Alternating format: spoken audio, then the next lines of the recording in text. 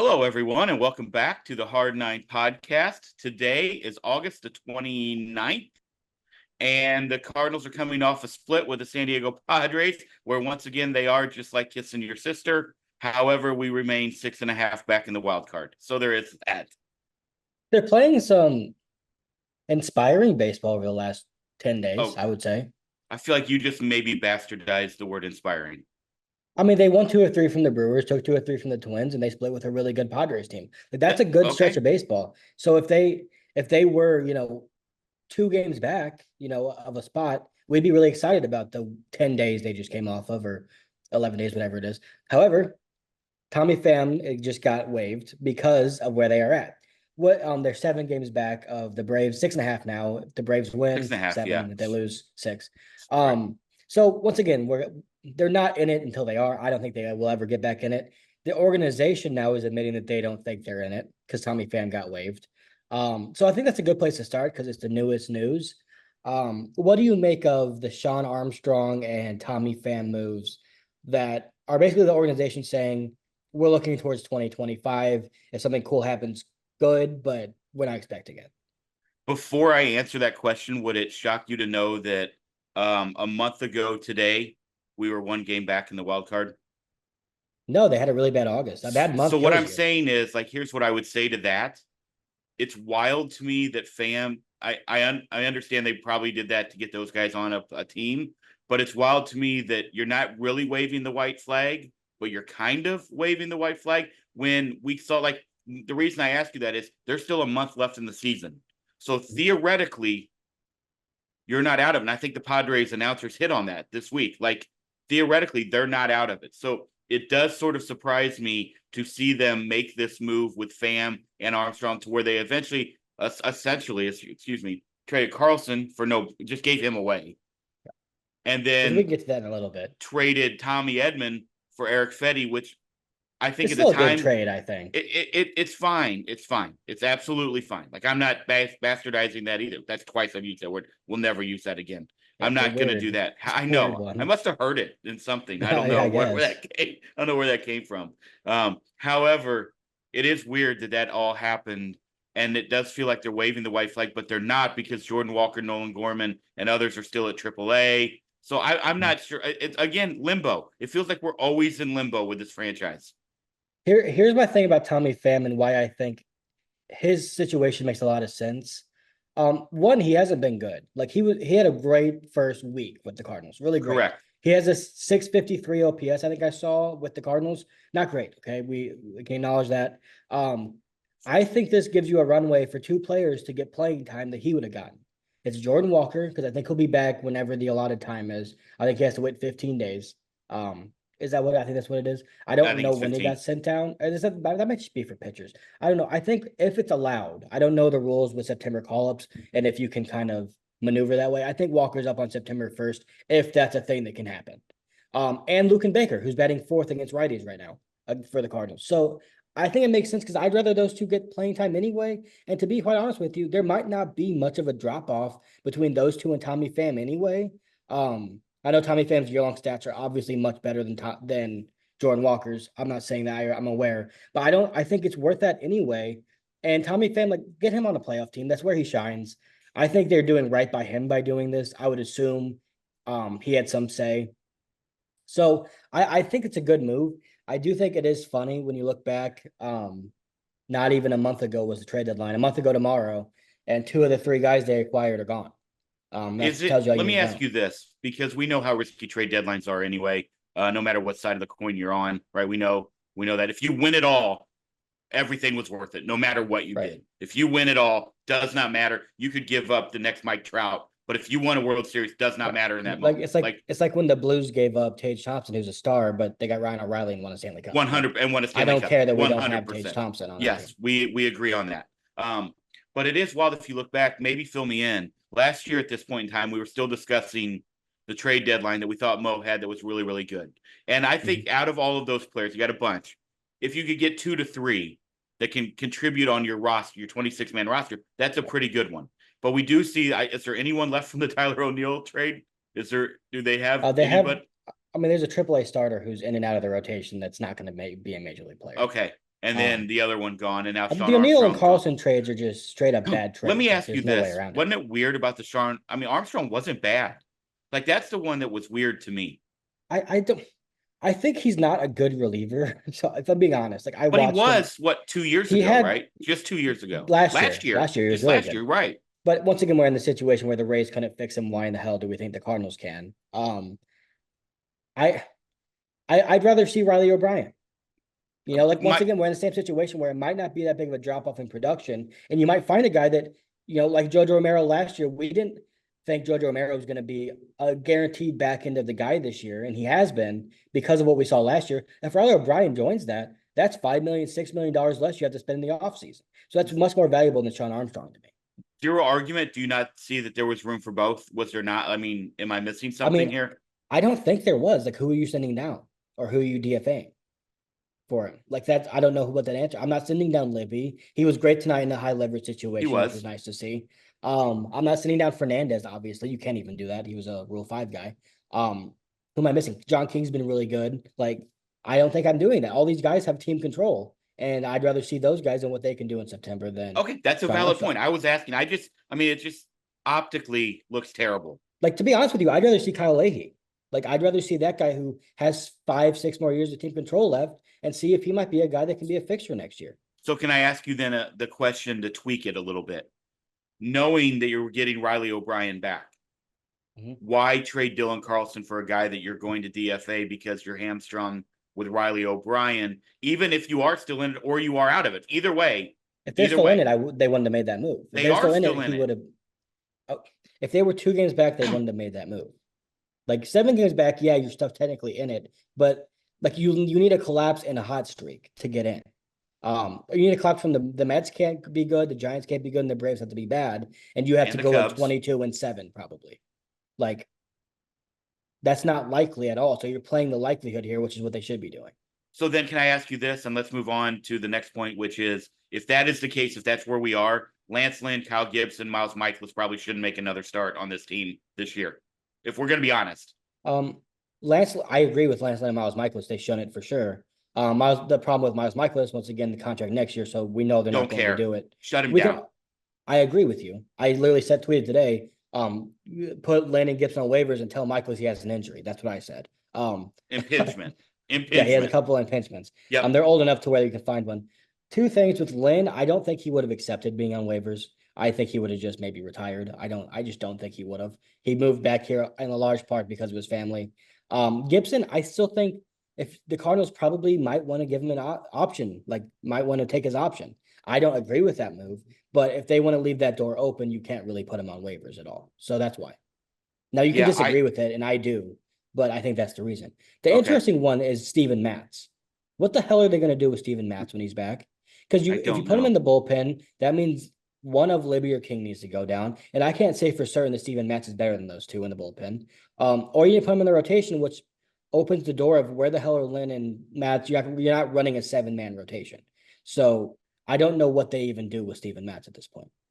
Is it fair also to say, and I know where you stand because we actually talked about this earlier, so I'm cheating the system here when I know what you're going to say, even though I think I disagree with you, that we could also discuss DFAing Matt Carpenter and bringing Nolan Gorman up and getting him more MLB at bats, because if he's only going to be a AAA guy, then you just destroyed every bit of value Nolan Gorman has. And if we are committing to playing the young guys, then let's go ahead and get him 30 to 40 at bats, 50 to 60 at bats moving forward, and get him ready for if you want to play him in the fall league or you want to have him work with somebody else in the fall, getting ready for 2025, because he has to be an integral part either on this team or to use as a trade. I don't still want that. I want him still on this team. You got control over him. I understand you're going to say he's a left-handed bat. Well, so is Nolan Gorman.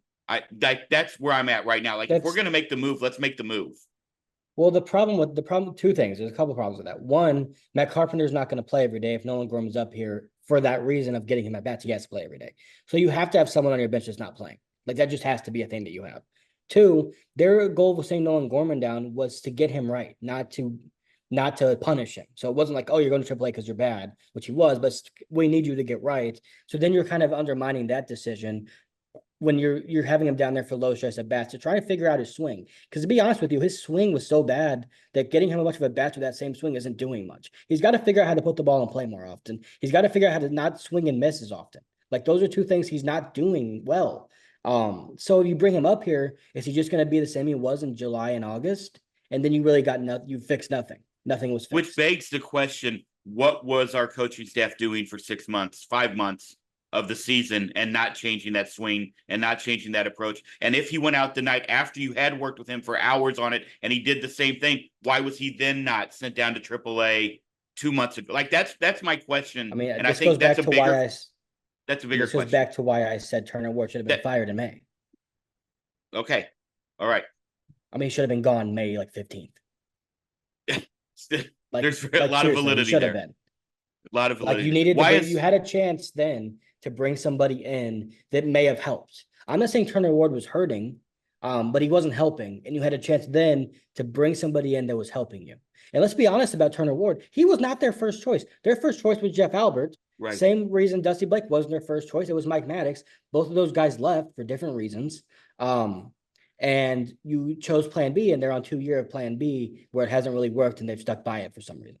Okay, let's get to that because there are a few other things I know that we want to hit on in this podcast. Again, hey, good day today. We can talk about Sonny later if you want, but Sonny looked pretty good today. He did give up a bomb to Jackson Merrill, but he looked really good. He looked that great, was nice to see against a really quality opponent. Like, did you know, Padres, speaking of which, Donovan Solano's batting 300. I know. That guy just like once every 3 years he pops a 310 batting average out of Did nowhere. you hear them today say they have 0 people on their roster who have over 100 strikeouts this year? Manny does have 99, but they have 0 people on their team. So their best hitter is the one with 99. But I know, but I'm saying think I know, about it's that. Crazy. Yeah. That's why you win games. You put the ball in play. They're a really, really good offense. They are. Just up and down, and they don't even have their best player, in my opinion, Tatis. So let's talk a little bit about the coaching staff. Moving forward, with the news this week that Mozeliak, it does appear, will be back in 2025. Now, let me say a few things about this. I had a couple people reach out to me asking. I said we're going to talk about it today. Kind of gave them a short, abridged version, but I know I want to get your take on this. Moving forward as an organization and having a lame duck Pobo does not necessarily go like this, right? Like all the people in the church does not necessarily unite. I do not love this idea that you're bringing him back to bridge the gap. That means he's making another year of off-season decisions, trade deadline decisions, roster creation decisions, 40-man, 26, et cetera, which we have all seen absolutely be abysmal for 10 straight years. For the most part, the roster part, bad. Back to Michael Wacha in the NLCS, right? Back to Oscar Taveras. All right. I don't think he expected Wacha to be used the way he was. I'm just saying though, why was he? The question was, why was he on the roster? We could keep going through all these guys. Why are they on the roster? Why are they on the 40-man? It's been terrible mismanagement of the organization. So I want to get your thoughts on that, and also, do you believe that? Sorry, your sister was just calling me. This means. I'm still of the belief Ollie's back next year. That's what it tells me. But what do you think about the rest of the coaches? Yeah, I'll start with Mo. Gould was vague on purpose with what he said. I guess if that's fair. I didn't expect Mozeliak to be fired or really leave the organization. So if he's the Pobo, right, next year again, does that mean that he can't say, okay, whoever our GM is, whether that's Gersh still, whether that's Bloom or Flores, whoever it ends up being, is making decisions, and I'm still here because he doesn't want to get fired or doesn't want to get that's possible. That someone else is making the decision. It is possible. But explain that logic to me. Here's the thing. The reason would be DeWitt wants him around. And also a couple years ago, I think 5 years before the pandemic, 2019, Mo's plan was to start stepping away. We agree. And Gersh was going to be the guy that took over at the time. That never ended up happening. COVID and then kind of the mess that was 2022. I think 2023 derailed a lot of it. So if this, here's the biggest problem. Whatever their plan is, whether it's Mo being in control or Mo maybe taking a step back but still having the Pobo role, and maybe the GM, whoever it is doing what normal GMs do, which is run the team. Maybe they're doomed. Maybe they're going to be running the team. he needs to be clear about it. Like for me, the biggest difference in what the Blues are, how the Blues will operate and how the Cardinals operate is Doug Armstrong straight up said, "This is what I'm doing. Alexander Steen is taking over. He's going to be involved in a lot of decisions, and I'm leaving, and he's going to be the one stepping in." The Cardinals haven't done that. They haven't given us a succession plan, so it's just us assuming Mo is going to continue to be that guy. If that's not the case, they need to be upfront about it, and they're never upfront about anything. If he is in his exact same role, it's lunacy and just absolutely ridiculous. And to be quite honest, Bill DeWitt's a good businessman. You don't get to be as rich as he is without being one. I wouldn't even understand it from a business perspective. So if that's the case, it's a joke in my opinion. Now for the Ollie, I think Ollie will Hold be on. back. Yeah. Before you move on to Ollie, you're saying that the successor is going to be Tom Wamsgam. That's what you're telling me. Okay, I haven't watched all Succession, so let's not spoil it, please. I'm just gonna move on and pretend I didn't hear that.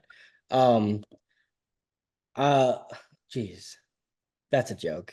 That's on you. That's on. It's not, by the way. No, that's on you and everyone who still hasn't finished it. There might be sorry about that without a Succession podcast. That's on you. Shut up. I don't even want to. I'm gonna try and forget it anyway. Um, I don't even remember. Oh, for Ollie. I think he'll be back if Mo's still here for sure. If Mo decides to step down, and once again, these things are fluid. Today there was a report that Tommy Pham wasn't going to be on waivers, and he was on waivers like 6 hours later. So that could change, especially if September goes in the tank. I think if Mo's still here, Ollie's still here. I think if they hire Heim Bloom or whoever else it is, he's just the name that's gonna be most popular. You let him make that decision. If he wants to keep him, great. If he wants a new manager, let him have a new manager. That's what I would do. For Okay. the hitting coach, everyone that's a hitting coach in that dugout needs to be gone if it doesn't improve in September. And that's not fair to maybe Brandon Allen. It's not fair to maybe Turner Ward. But they need to have someone new in there because what they're doing at best isn't helping and at worst is hurting. Well, if you look, I just digging into the numbers. Donovan declined each year offensively the last 3 years. Newbars declined each of the last 3 years. Gorman declined from last year. Like Jordan Walker back and forth in AAA. Like I don't. Dylan Carlson now out of the system. Herrera back at AAA only up because of Contreras injury, which we haven't really talked about, but everybody knows already thing about that. Like, at what point do we start saying if it's almost everybody? They need to bring in outside voices. They need, whoever the next smart young guy is that doesn't have a hitting coach job currently, there might be an assistant hitting coach somewhere, or it might even be at college. I don't really care. Bring that guy in, whoever that is. I don't know who it is. And especially if, like, even just looking at your two all-stars, the regression over the last 3 years. Yeah, since Jeff Albert left, that's who they need is who they got. It was who left because fans hated him. So, like, here's another question: if Goldie is back, does that mean Turner Ward is back? I don't think Goldie's going to be back. I don't either, but that doesn't mean he. That does not mean he. When I tweeted today, he's getting hot. That probably means they're going to extend him to a 3-year deal. Like, I mean, if you're making no, there's no reason for Turner Ward to be back. If he's back, that's a joke. we agree. We agree. I just don't know. And also, I'm not even going to try to say that I know who's out there. Like Ryan Ludwig is a hot name at AAA. Yeah. I don't know if he's the answer. I want someone but I that's would not love in the somebody outside organization. the Cardinal way, I think. I want someone who's not in the organization. Anyone who's in the organization, I would be against it. Same, honestly, with whoever the next GM/Povo is, other than Heim Bloom, because he's kind of still outside the organization thinker. Yeah, that's fair. But do you think it'll be him? Do you think it'll be Heim Bloom? Do you think that's what the move they're going to make? I think if Heim Bloom wants the job, he will get the job whenever it's available. Okay. Interesting. You don't think so? What do you think happened? What does Mike Gersh do on the day to day? He can go to. But I want to know, what does he do? I don't know, but same as Turner Ward, he's definitely not helping. So bye. All right. Let's talk about Nolan. You wanted to get into Nolan Arenado's comments today. We have been very critical of what he, of the leadership aspect, saying we need to bring in vets. There's too many young guys on this roster. We've been critical of his play at times. You've been very critical of his hustle at times. So I know this is something you wanted to get into, and I think it's very valid and fair for us to do so. And more so, and I just want to clarify, more so body language than hustle is what I've been frustrated with. But I'm going to read his quote. It's a couple paragraphs here because I think it's worth, if you haven't seen it, you might not have. This is from the St. Louis Post-Dispatch. He said, he was after he hit the walk-off yesterday. He said, I think that at the end of the day, what I've come to realize is if I'm not going to perform well, I'm definitely not going to be a cancer in this clubhouse to anybody. I'm still going to try to help. I can still lead in different ways. It may not be performance, but I can still help these guys out, spend time with them, get to know them. I feel like the young guys, the energy has kind of helped me perform better because I just want to compete with them and enjoy it. Um, that's exactly what I wanted to hear from him at the beginning of this year. So if you've noticed, if you follow him on Instagram, he's posted a lot of pictures with Mason Wynn. He's posted a lot of pictures with Pedro Pajes. With obviously we know he's great friends with Lars Nootbaar. It was kind of clear to me that he was taking on more of this role just from what he was posting. Because it seemed like, and obviously that's something that we didn't get to see last year. He didn't have social media, but I also after he hit the walk off yesterday, the thing that was striking to me, him and Mason Wynn hugged for like 10 seconds. Like those guys seem to love each other. And this, like, if he's not going to be Arenado that hits 35 homers and has a 900 OPS and wins platinum gloves, then he's gotta step up in other ways. And I think he's realizing, hopefully, that he needs to be the leader in this clubhouse. And it doesn't necessarily mean that you have to tell guys how to fix their swings, but it does mean that you have to be you have to connect with these guys. You have to make them feel a part of the team. And there were a lot of reports last year that they brought in Matt Carpenter and guys because the young guys didn't feel as much a part of the team as they should have. That's on guys like Arenado and Goldie, even if they weren't doing it purposefully, because it's their job to have a cohesive clubhouse. So I think it's great, honestly. I don't think he was ever a cancer to the clubhouse, and think that's pretty self-deprecating. But also, Kyle Reese brought up a really good point on Twitter. He thinks this is a guy that's finally realizing he doesn't need to hold the weight of the world on his shoulders out all the time. And is it a coincidence that since he's seemingly maybe started to let go of that a little bit and started to kind of just accept where he's at and be a leader and be just compete with these guys, like he said, that he's hit 2 walk-offs in spots earlier this year where I think he would have struck out or gotten out because he has all the pressure of the world on him at all times, at least internally. I don't think that's a coincidence. I think he's playing freer. You can just see it. He's playing better. Like he's not the home run power hitter, but he's having a pretty solid year, a really good August. I think there's been a clear shift in how he's playing. He's running harder, which is once again a thing that we joke about, but it just his overall demeanor seems like a different player to me. Which Do I'm you really think happy. I'm happy for him, and I think it's huge for the Cardinals moving forward if he can maintain this. Do you think he can carry that into 25, that same attitude with like so many question marks on this roster again? Yeah, I do, because I think he's kind of starting to realize where he is in his career. And I think when you're so great, and he was so great for a long time. 2022, he was amazing. That was arguably the best season of his career. If you were to say he played in Busch Stadium and not Coors Field, and not say obviously he didn't hit 45 homers, but he was so great that it probably takes a year and a half to realize that you're a different player now. You're not the 35 home run hitting player anymore. He's not a Gold Glover anymore. He's not better than Brian Hayes and Matt Chapman in the National League. He's probably not going to win another one. But I think he's just kind of come to a realization of where he is. And I would imagine it took him a long time to get there. And I think that's why we saw the frustration. That's why we saw him make Donovan go pick up a ground ball that he missed. Why he pouted all the time. Because he was just so frustrated with where he was and not being great anymore that he wasn't willing to accept it yet. And I'm not saying he's accepting being a bad player, but I think he needs to accept being a different player. And that's probably why he's batting 300 over the last couple of months, because he's not trying to be the 35 home run hitter anymore, because he's not. And I think that's honestly great for them, because you can have Arenado making 21 million next year and batting fifth for you and being a guy that drives and runs in big situations and bats 270, 280, but maybe only hits 20 homers or 15 home runs. That can be a thing that you have. You can't have the guy that's batting 220 because he's trying to still be the 30 home run hitter. Can I say that I agree with that last part about him hitting fifth and all that, with the caveat of that you better bring in somebody who can hit third or fourth, who can hit 30 home runs on this roster. No, you need to develop that. That's what they need to do. But I don't think they've shown the inability to do that. So okay, if you're again moving forward, if you're not going to trade him and you're going to keep him as part of this team, right? You know he probably wants to win. Then you better go out and invest in the team again. And that circles us back to now, what are we doing? Are we that's all I'm saying. It depends on how they view 2025. I don't want them to go out there. They're not getting Juan Soto, and he's really the only guy out there that's that star. No, that wasn't great. Did not mean that. No, I'm just saying if you're looking at the free agent class. So for me, am I really wanting them to go sign a maybe guy and push back the inevitable again, or do I want them to let Jordan Walker maybe bat third every day for a year and see if he can do it? Maybe let Alec Burleson be the 2-hitter every day. Let Contreras be the 4-hitter every day and bat Arenado fifth. Or do you go sign Anthony Santander and say he's going to at least provide the power? I don't know. I would love that personally because I really like him, but I don't know the answer. It depends on their direction in 2025. But I think it's great that him and Victor Scott seem to be having some cool moments on the field. I just think it's great that he's come to this realization.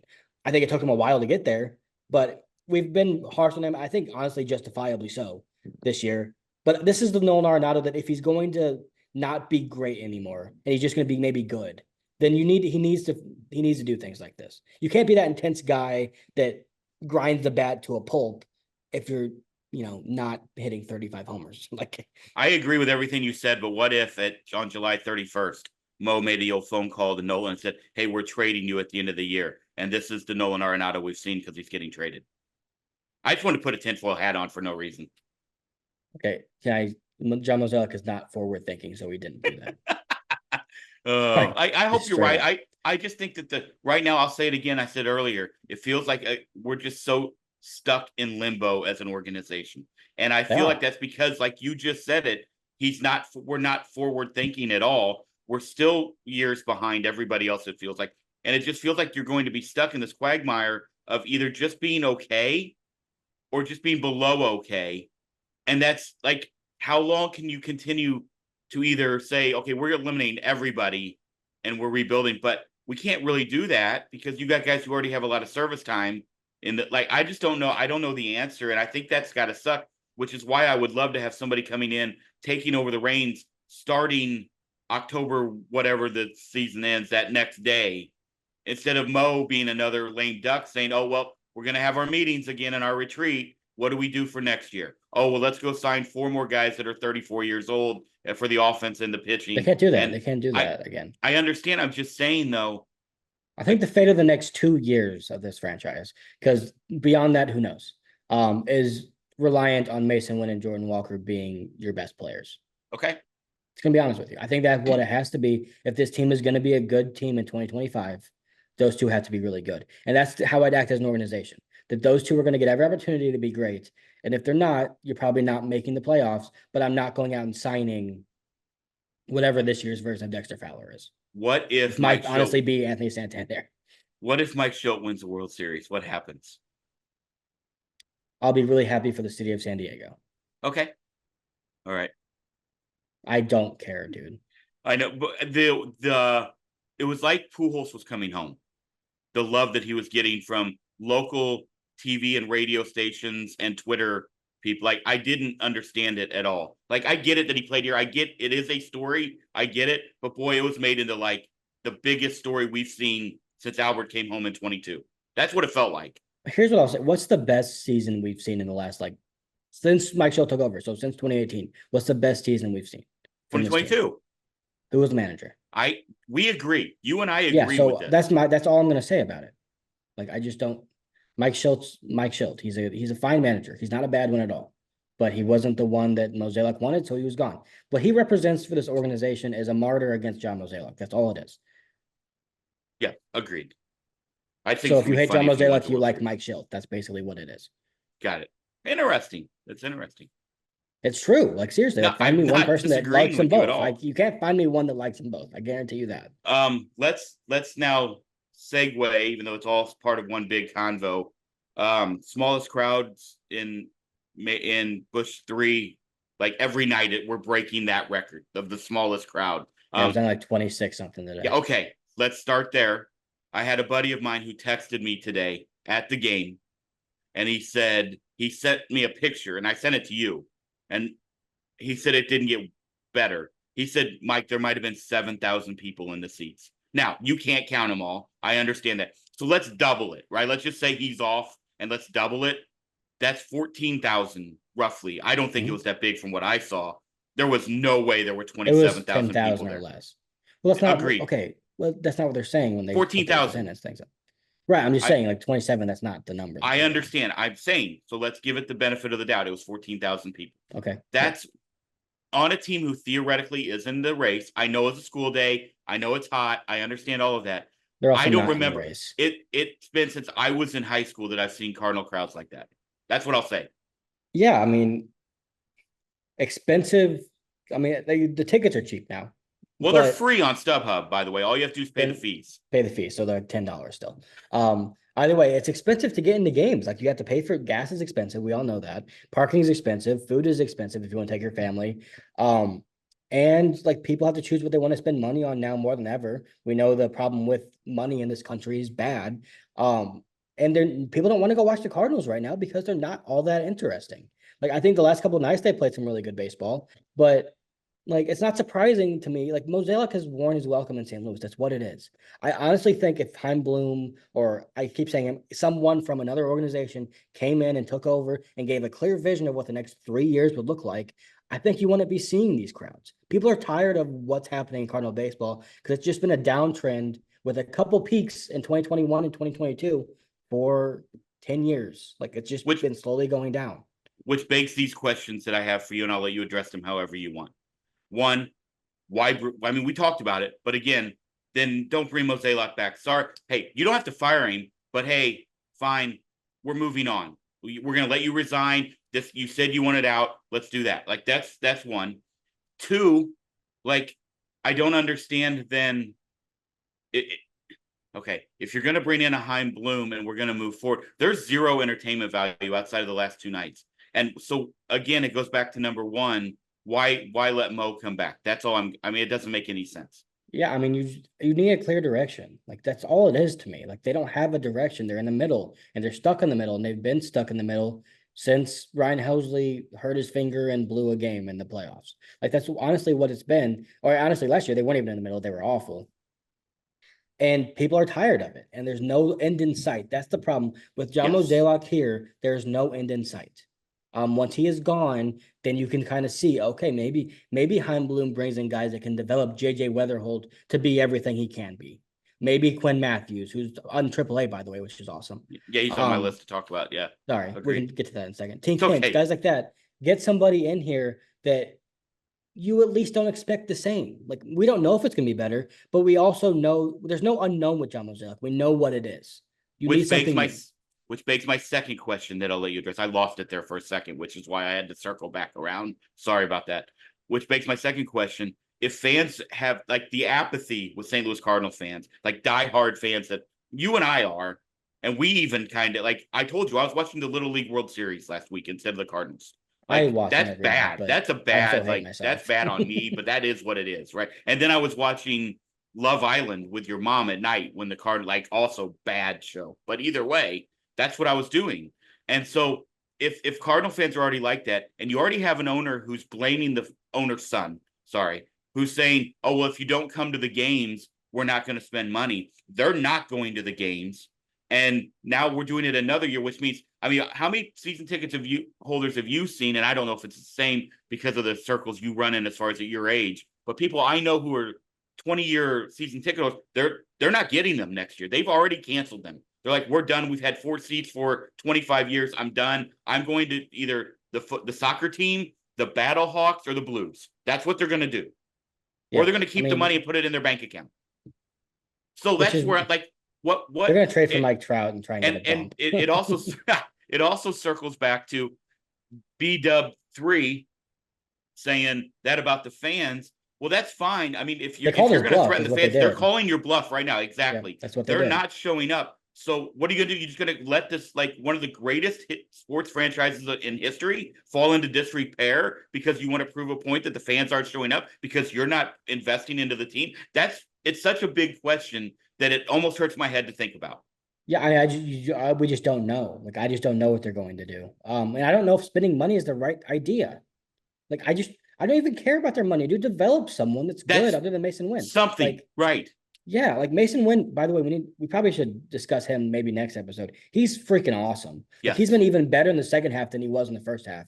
He is legitimately the best rookie the Cardinals have had since Dylan Carlson, Which ironically. can I ask you this then? Yeah. I'm glad you brought that up because then we can go into this deeper next time. But what is he doing and listening to? Who is he listening to? What is he doing that's different? Like, why is he It's a hard progressing question so to much. answer. Huh? It's a hard question to answer. Like, I just don't It know. I is. don't. It's an impossible. I mean, it was more Yeah, it is. rhetorical than anything, Yeah. but I don't know. I mean, he's just so good. And I'm a massive fan. His defense, by the way, earlier this year, we talked about his weird errors. Stop. He doesn't make errors anymore. Like no. he's awesome. Like he's legitimately becoming everything we could have hoped. If he is literally, if he just repeats this season for the next, like if he just continues to be this, he doesn't have to progress. He's the best Cardinals shortstop since Ozzie Smith easily. Um, he's great. What was I saying? I don't remember. What was the question? It was a Oh, I don't big know what time Builder-Whip's shot at going to Ryan do. Terrio He and didn't even Nick play Punta. shortstop. Neither of them played shortstop. They had a Punto, man wasn't named it Punto? Raphael. Then a man named Raphael Furcal who played shortstop David on that team. Eckstein. I mean, okay, if he went to World Series MVP, he passes David Eckstein. I don't know what you want me to say. David Eckstein threw the ball 62 miles per hour across the field. I don't think they're comparable. No, I agree, and I think we should talk more about him next episode because I think he deserves his flowers, and we need to give him a little bit more. But yeah, I mean, I had a question spawning yeah. off of this, off of the attendance. Let's just say, since once again you keep saying they're not out of it, they're not technically. If the Braves go on like a skid, like let's say the Braves go 3-7 in the next 10 games, and the Cardinals go 7-3. So that means they've made up 4 games. They're 3 back. Okay. Do you think fans show back up? I don't know. If it's September, so what would that be? If it's September 10th and they're 3 games back, will fans start showing up again? I don't know. By then, it's college football season. It's the NFL season. I know St. Louis doesn't have a team there, but again, and school's in full swing. It's almost like I think people aren't even paying attention to what the Cardinals are doing right now. Yeah. I think that's how apathetic it's become with this fan base. I don't think that they're like watching the scores to see. I think they've just said we're tuning on, and then you got the problem with Bally. So that's the Diamond Sports Group. That's a whole nother level. Which is so strange because like I think it's a perfect storm, or maybe an imperfect storm for DeWitt to have team interest go down so much because he's kept everything the same for so long that you have people not being able to watch the games because of blackouts and Bally Sports and all that problem. You have people not wanting to go to games because everything's so expensive and inflation's so high and groceries are so expensive and so is gas. So people are deciding to spend their money on things they need instead of going to Cardinal games. And then you have the fact that the team's not good anymore. So you have all those 3 things working against him, and he didn't have the foresight to see any of them coming. Guess where the fans are showing up? Ballpark Winning Village. teams. Are they not though? They are. I had friends there not too long ago. That place is packed every night. And when the Blues start, it'll be packed again because everybody goes there to watch the games. So guess how much money I don't know if I don't care about his money. If I don't know. I don't either. I don't know. I don't know the answer. I just don't care about his money. I don't care if he's making a lot of money. I don't care if he's making no money. I want the team to be good. Yeah, agreed. Let's talk about Quinn Matthews. I hope he makes millions of dollars and the Cardinals are good. That's great. I don't care. Billions. He doesn't make billions every year, but yeah. But Quinn Matthews promoted AAA. What a year he's had so far. That was the guy that we knew last year at this time. That's the guy who threw 140 sub pitches for Stanford in the college super regional. That was pretty much all we know. Right now, I just pulled this off. This is from Cardinals player development. He's a number 60 overall prospect. I don't even think he was even on the radar as a top 100 prospect. He wasn't even a top 60 pick in the draft. Right. 8-3 overall with a 2.27 ERA and 22 starts, and leads all minor league pitchers with 180 strikeouts. How many starts would you like to see them give him at AAA before they say, all right, Quinn, like this is your biggest workload of your life. Let's go ahead or do you want him to just ride out the year and let's build him up and see what he can do from spring training? 2 weeks left? 2 or 3 weeks left? 2 or 3 probably. So was that 3 starts, 4 starts maybe? I say let him finish the year. Like he's doing the progression that more advanced and more rapid and more like crazy great he's been. Then that's what I hope Cooper Jerpy would do. But he had injuries and setbacks and a lot of stuff. I just finished the year. Like that's what I would do, or else don't bring him to AAA. Yeah, because then you build him up. Like if he throws 130, 140 innings this year, that's a guy that if he earns it, can make a full season of starts for you at the big leagues. That's a reasonable thing to ask him to throw 160 innings, maybe only makes 28 starts instead of 32. But that's something that could happen next year if he's ready for it. We don't know yet. I will say one of the things I've seen a lot is people hoping he comes into the major leagues this year. He had a massive velo spike this year, and that a lot of times is not great for your arm because you're doing something you've never done before. I would be very against bringing him up to the major leagues. Agreed. One, we just talked about the rotation problem that they have 7 starters now. Once Matz and Lynn are completely back, but also like he has had a massive jump in velo. Let's let him ride it out in low leverage in AAA and see what he's at spring training health wise and everything else. That's what I would do. But Yeah, it's very good for him. I It's mean, great for the there should Cardinals. be, to be fair, there should be zero people out there talking about him coming up to I the big agree. leagues. I agree. Zero. But it's great for the Cardinals to just have a story like this of some guy outperforming expectations. That's great because we don't have that often. Yeah. Yeah, because let's bring him up and ruin him then. Like make it work, make it hard. Let's make his life harder because we haven't seen how well they've done that for everybody else. And he could very well come up and be solid down the stretch. Not arguing, I don't but there's even no want to need. see it. I don't want to see it.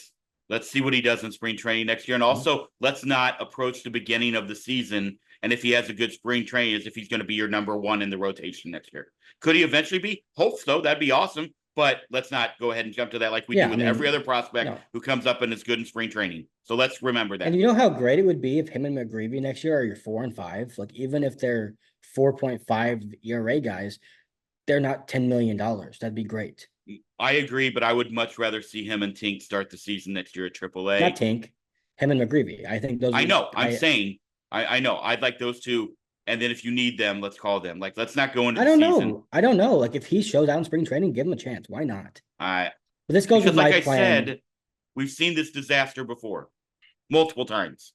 Yeah, but he's not. I mean, he's 24 years old. Like he's not 21. He's not 20 years old. He can handle it. Like Brett Lauder's coming up for the Reds right now. Like pitchers that throw for colleges for 4 years are more advanced than other guys. I don't think there'd be any problem with him coming into spring training with a chance to make the team. Okay, that's a very valid point. You're right on that, and especially pitching in the what was now the defunct Pac-12.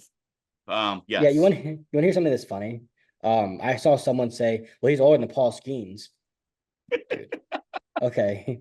Okay. Well, so, Dylan Carlson came to the big leagues at 21, but he was technically older than Mike Trout was. What does that matter? Oh, jeez. These people. They're Hintz, by the way, man. Can that guy get some innings under his belt for one season, for God's sake? Who's that? He's not developing. Like Dink Hintz, he's not developing. Yes, I know. Like, he's great. He's great when he's on the mound, but the guy has not made 5 inning starts consistently for a year yet. And that's alarming for whenever he comes up to the big leagues. We don't have to go deep into it. And I know we haven't been making our picks, but the Cardinals do go to Yankee Stadium for 3 games. How many home runs does Judge hit? 2. How many Twitter references of Dylan Carlson to us not having Juan Soto? I might just block his name. I don't know, but I know just going off of that point, I think it's really cool that the Cardinals are going to Yankee Stadium. Same. And regardless of how mediocre, I guess they've been all year, I'm excited to watch that because I don't know if they've ever been to Yankee Stadium in my lifetime. You and I went to see them when Jeter was here, his last game, but I don't know. They've had to have been, right? I don't think so. No, I don't think so because the interleague thing was you were playing one division every 3 years, right, from the other side, and they never went to Yankee Stadium for that, and then they've now changed it, but Yankees were here last year. Oh, interesting. That's an interesting thing. So I think it's the first time in my lifetime.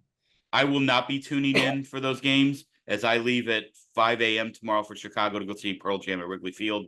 So I will not be tuning in, but I will take whatever you have to say when we do our next podcast because I will have nothing really of substance to add about the series. Also a fun thing, whatever. Also a fun thing about Paul Goldschmidt's 1 home run away from tying Joe DiMaggio of all time. It would be cool if he does that in Yankee Stadium. Sure. It'd be cool if he does that in Yankee Stadium. That would be, yes. What if he hit in the Monument Park and hit the DiMaggio Monument? There's a screen over it now. Oh, yeah, that's right. Hit where it would be. Which is so stupid. Agreed. By the way. Agreed. Also, Monument Park and Yankee Stadium is just anyone that was good on the championship team now. So let's talk a little bit about Aaron Judge and just what he's doing. Like 50 home runs already. 50 home runs, I think. 52. Right. 52 home runs. It's unbelievable. And then, by the way, we got Stephen A. Smith, who's devaluing it because he said Juan Soto. He has Juan Soto hitting behind him. He doesn't. Stephen A., can we give you don't ever talk about baseball again. Every time you do it, he's also a Yankee fan, by the way, which is funny. He's not. He says that. There's no way. He couldn't have watched one game. Like, not one game. No, he hasn't. He hasn't. And also, just going to clarify, he has 51 home runs. 51. I knew it was somewhere in that area. So not as good as we thought.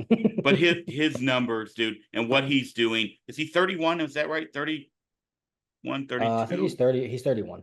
Okay. 32. Just turned 32. I mean, you and I've talked about on here. We'll continue to talk about. He's in my mind, he's a first ballot Hall of Famer. And I'm He's the just best hitter I've intrigued ever to see seen. what the numbers he ends up with. He's the best hitter I've ever seen. Not even close. Better It's than not even Ohtani? close. Hitter. Better. That's what I'm asking. See a better hitter than Ohtani. Yeah. I'm asking. That is the question.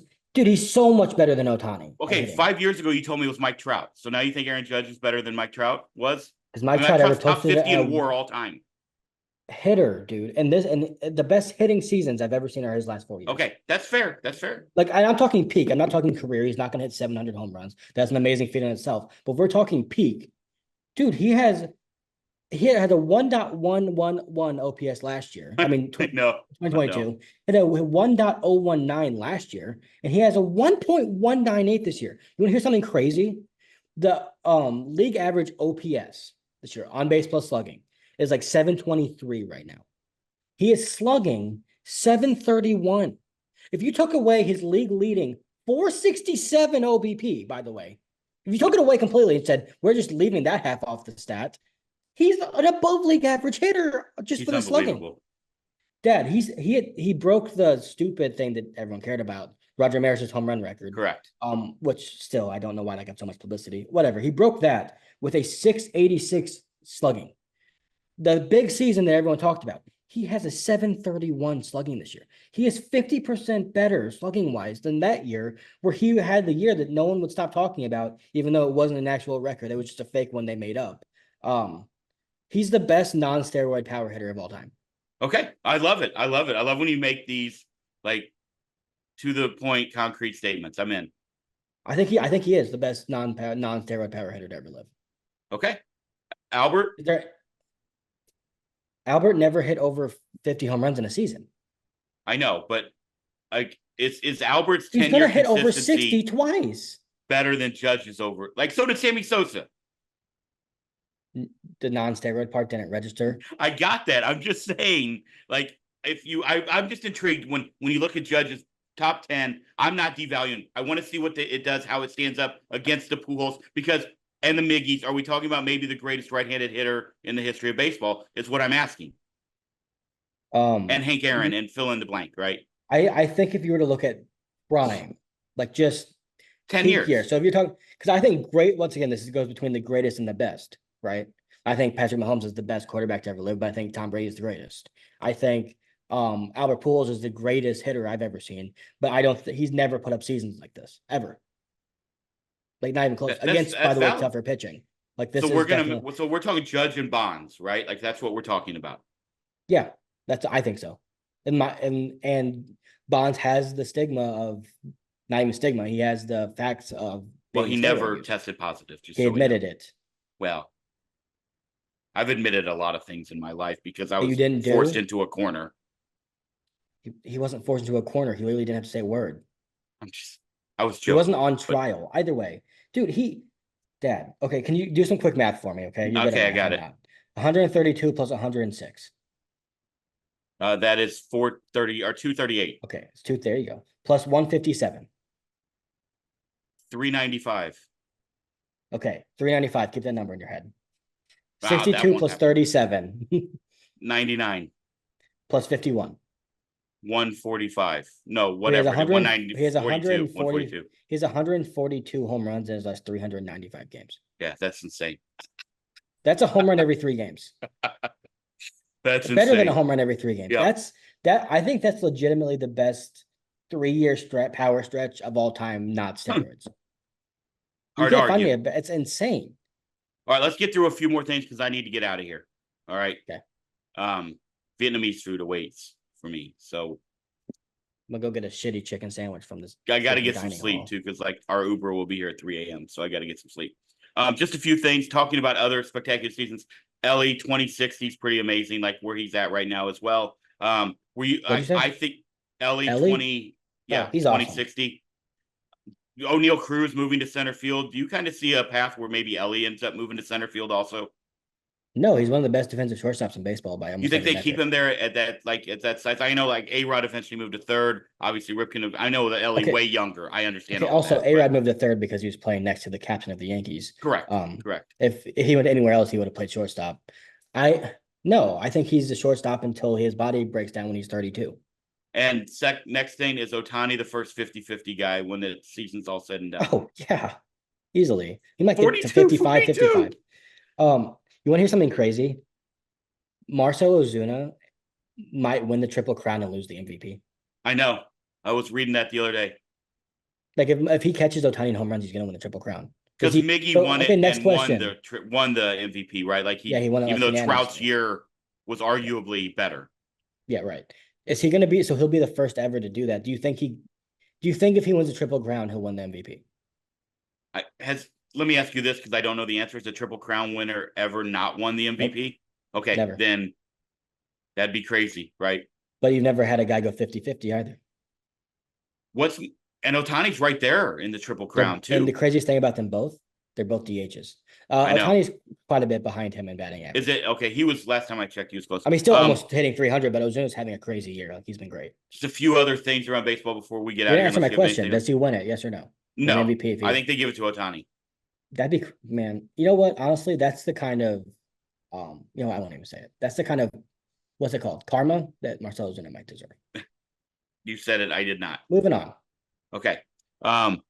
Couple other things. Another legend, and then in my mind, I think your mind as well, as a Hall of Fame retired. That's Joey Votto.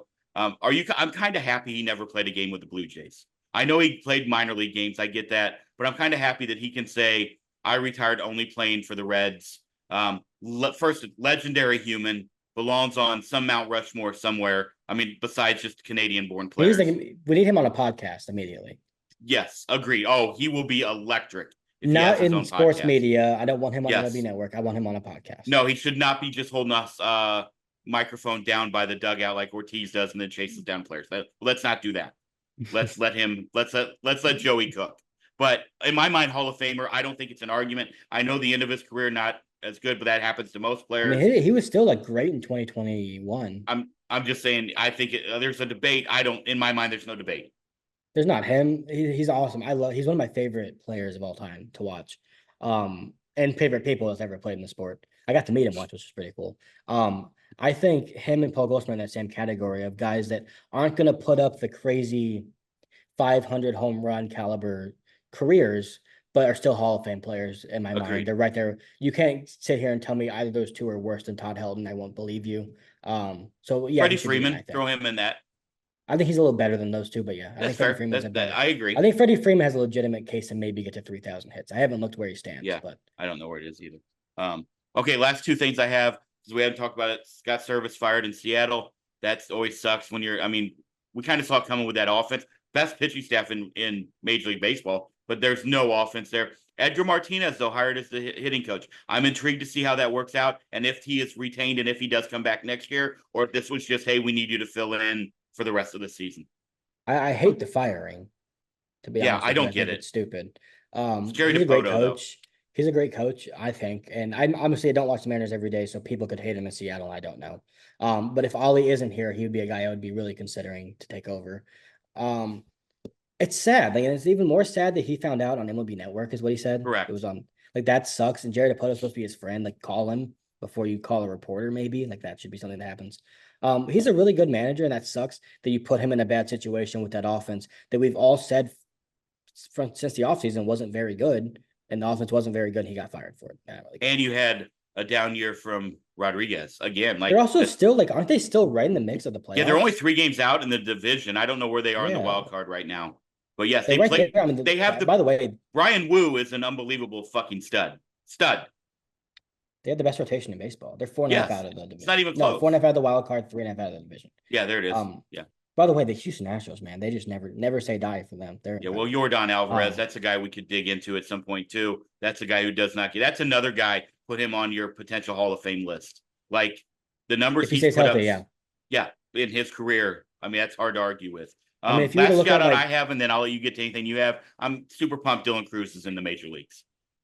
First home run the other day to lead off a game, which is really cool. Yesterday, I think. And I love that, awesome. By the way, I'm glad you said the Nationals, his first game, he was sitting second. I love that he's leading off. They're like, we're putting you in. We're getting ready for the future. Let's go. Let's do it. They did that with James Wood as well. He was batting third when he got called up. Yep. Who, by the way, has been great.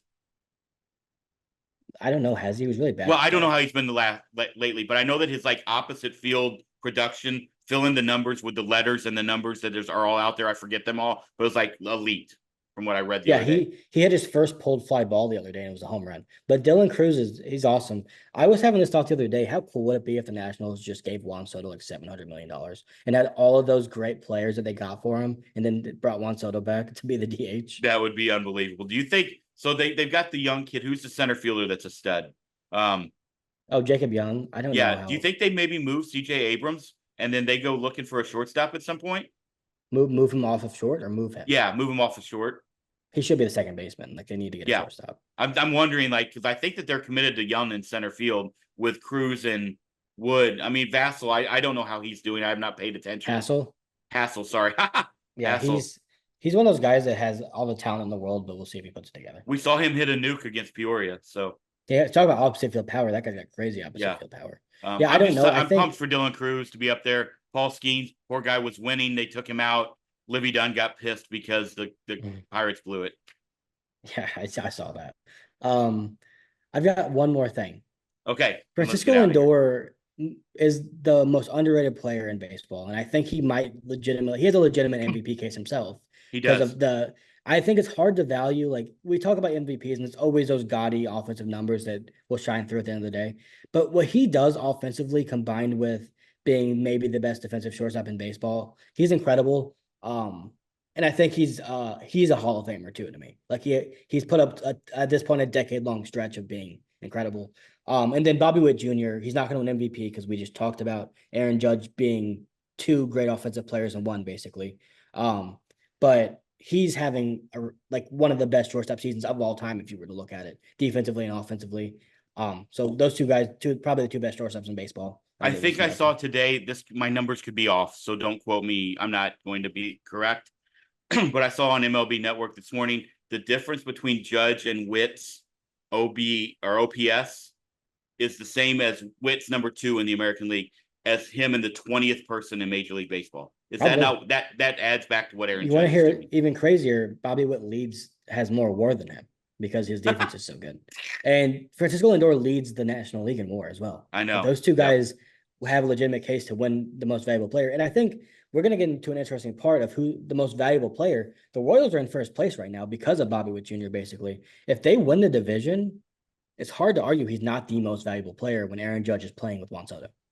Was there any word on Reagan's? Because I know they took him out of the game early the other night. I haven't seen anything. Okay, I haven't seen anything either. So it must not. Hopefully, it's not bad. I'm sure there's something out there, but it hasn't been like Tommy John or anything. So they just took 3 or 4 from the Guardians who have been struggling. I know. So they're in first place now. The Royals are. I know. Yep.